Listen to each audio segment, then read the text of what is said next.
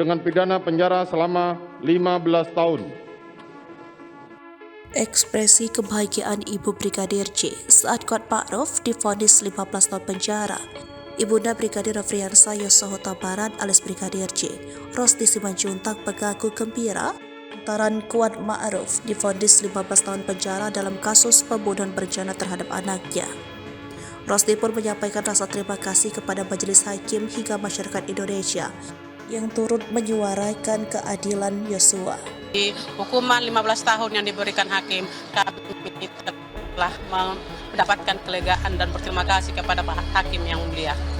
Lebih lanjut, Rosti pun mempercayai bahwa hakim adalah utusan Tuhan di bumi untuk memberikan rasa keadilan bagi anaknya yang telah dibunuh oleh Ferdy Sambo CS.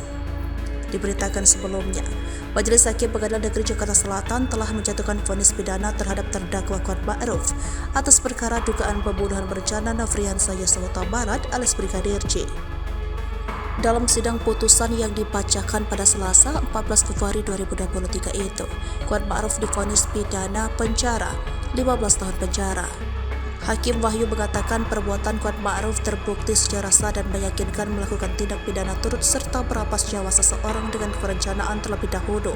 Dalam putusannya, Majelis Hakim menyatakan Kuat bersalah melanggar pasal 340 junto pasal 55 ayat ke-1 KUHP sebagai dakwaan primer dari jaksa penuntut umum. Diketahui putusan ini lebih berat dibandingkan tuntutan jaksa penuntut umum. Jaksa dalam perkara ini menuntut Kuat Ma'ruf dengan pidana penjara 8 tahun. Mengadili. 1. Menyatakan terdakwa atas nama Kuat Ma'ruf telah terbukti secara sah dan meyakinkan bersalah melakukan tindak pidana turut serta melakukan tindak pidana pembunuhan berencana. Menjatuhkan pidana terhadap terdakwa Kuat Ma'ruf dengan pidana penjara selama 15 tahun.